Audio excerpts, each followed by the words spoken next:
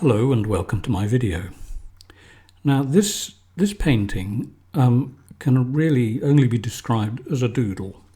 I had this canvas lying around and it's a linen canvas, not cotton, so it's slightly better. It's got a tighter weave and it's slightly more slippery, which is what I want. Although lately I've been definitely preferring, whatever. I've been preferring to paint on wooden panel, so because I like the smoothness. But anyway, I gessoed this with 3 coats of gesso. I went over each coat using a metal spatula to try and smooth it down even more, and that seems to have worked. It's quite slippy. So anyway, off we go. As usual, my startup colours: sap green, red ochre, lots of oil. Now, for those people who comment on my videos or have been commenting, it seems that maybe I'm not making myself clear. The oil that I use for this is linseed oil, and it has a drying agent in it, which is also, sometimes you'll see that described as a cicative, which is actually the French word, but a cicative means it's got a drying agent. So this will be touch dry, I would think, by, I don't know, 12 to 15 hours from now. So off we go, and as you can see, I'm just blocking in an area for the foreground. Lots of work to do on this first, and also the skyline. The skyline is just there, me just tickling away. It won't be finalised until I finish putting in the sky. Now, or at least the bottom part of the sky where it comes in contact with the landscape. The colour I'm using here is royal blue mixed with titanium white, and I've got a bit of oil in it, but not much, just a touch, just enough to make it slide across the canvas a bit. And when I've done this, I will start to push the landscape into the sky, and that is how I achieve my illusion of perspective. Talking of illusions, a video I uploaded, I think it's just over 2 weeks ago, called The Illusion of Detail, seems to have gone viral. As I speak, it's up to 252,318 views. And it's also resulted in me getting a lot of requests from people to come here and learn how to paint. So the bookings are absolutely flying in the door, which is great. So thank you to everyone who's viewed my video and commented. And again, I'm always repeating myself, I will answer any questions that you have for me. It may take a little bit of time because obviously the numbers are going up quite high and it takes a while to go through each question. The questions I usually get are: what sort of oil, what sort of paint, what brand I use, what sort of brushes, what do I like to paint on? So I'll try and cover that in this. I use artist quality oil paint. It doesn't really matter which brand you use. They're all basically quite similar. Unless you go to one of the Van Gogh or Rembrandt colours, which are quite expensive, and they really are, well, they're so juicy, the colours, you could eat them. But this is just a standard artist grade brand. It's a French brand. I'm not sure whether I can mention the brand. I've got to look into this a bit more because it may affect the advertising that comes along with the videos.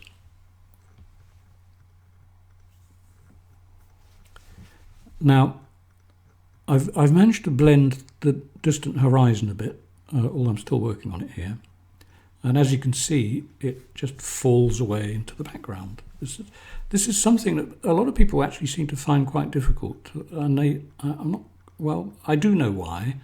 It's because the way they're going about it. If you just decide to paint a distant colour and not relate it to the sky, it won't work quite the same way. It won't work as effectively, as fast as this.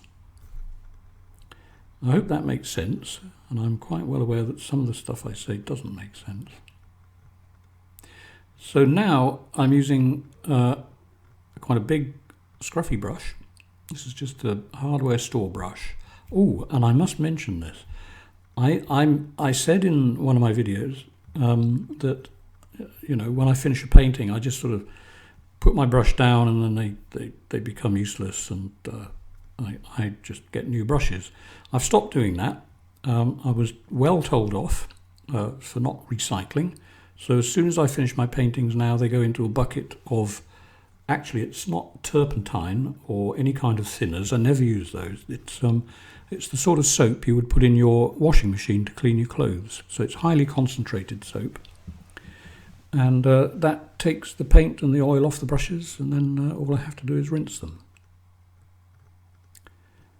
Oh, another question. Well, I'll ramble on because you can see what I'm doing in the video anyway. I get asked about, will this effect work with acrylics? Frankly, I don't think so. I mean, the last time I used acrylics was, I don't know, 10 years ago maybe. I didn't like it. I did one or two paintings and I just didn't like that. I don't know what it was about it. Maybe it's because it dried too quickly. I tried putting water on it, but at the time I was teaching down in the south of France, and I was outdoors in the summer, so it was pretty hot, and it didn't matter what I did. I could spray water on my painting. It just sucked up the water and or it evaporated, and I found I didn't have the flexibility that I like. I like to be able to push the paint around until I'm happy, rather than letting the paint tell me when it's had enough.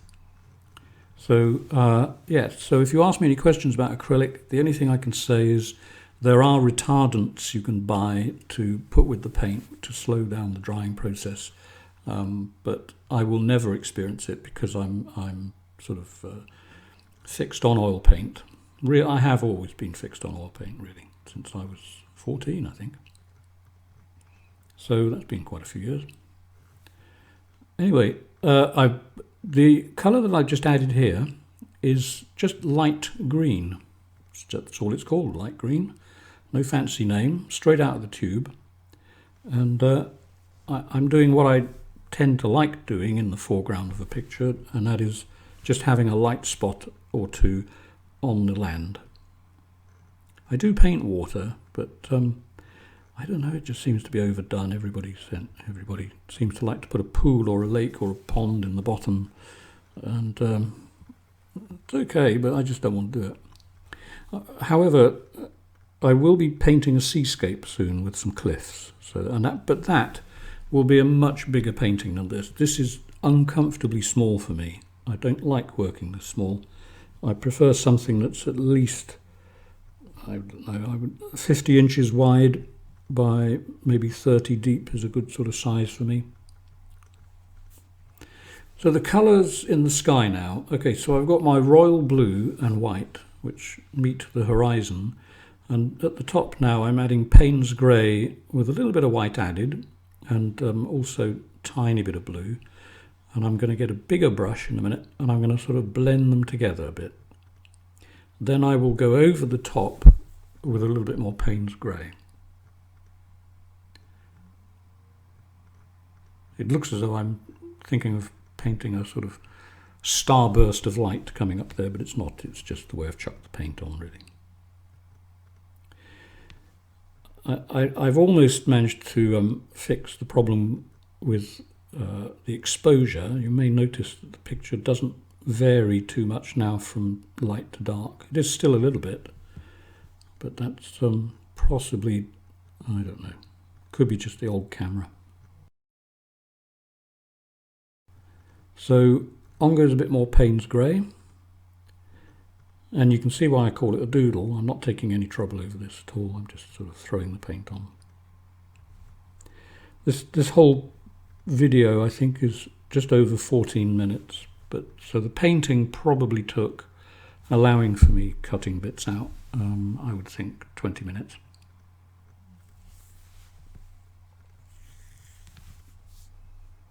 This isn't necessarily something I'm into at the moment. This sort of distance painting like this, there are no real eye-catching spots in the picture. I'm really just doing it as it's almost a frustration demo.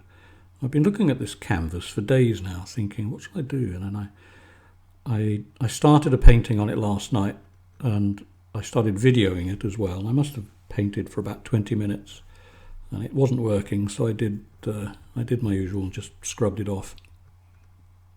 And I was determined today to get something on there just to get it out of the way. I may even wipe this off when I finished, I'm not sure yet. Possibly not. So, quick bit of sky. For those people who struggle on skies, it is possible to get a really good sky quite quickly. I'm not saying this is necessarily good at the moment, but it's sort of effective, and it's got a nice spontaneous look to it.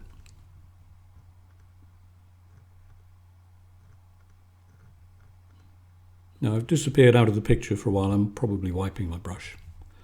And this is also something I say, and probably will continue to say in my videos, that I'm not using any turpentine at all or thinners. They stink. I hate them. There is a saying, and that is that if you're not allergic to turpentine, you will be. I'll leave that thought with you. So a few highlights on the sky, really quick with a palette knife. Once that's on there, I'll get a larger brush. In fact, not very big, just big enough, with no paint on it, just to push over that and smudge it a little bit.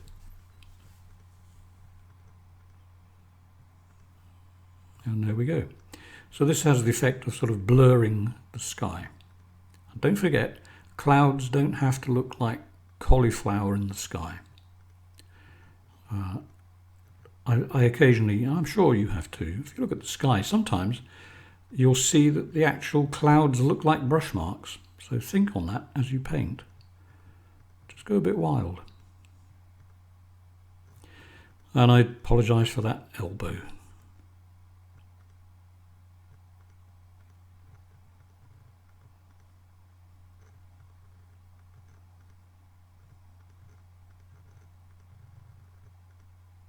If there's any particular subject you would like me to paint, let me know. Put it in the comments box down below, and I'll see what I can do. But the next painting probably will be a seascape. So apart from suggesting seascapes, if there's anything else you want to do with landscape, I'm not going to paint a vase of flowers or a cottage in the snow or anything like that. It's just not my thing. But if there's any particular kind of landscape, please, nothing like Bob Ross. I have nothing against Bob Ross. In fact, I must say this before I get to the end of the video. I watched some of his videos and he was a delightful chap, and he had a nice way about him. But don't ask me to do anything in his style, because that's just not me. Right, a few dark bits of foliage in the foreground, just to pull the foreground towards us. And we're almost there. So if you like this, please click on the thumbs up thing and subscribe. The more subscribers I can get, the more coverage I get. And also feel free to share my video as much as you like. And if you want to come to France for my 5 days intensive course, the details will be down in the box below the video, along with a link to my Patreon page, just in case you're feeling generous. Thanks for watching, hope you enjoyed it. See you on the next video.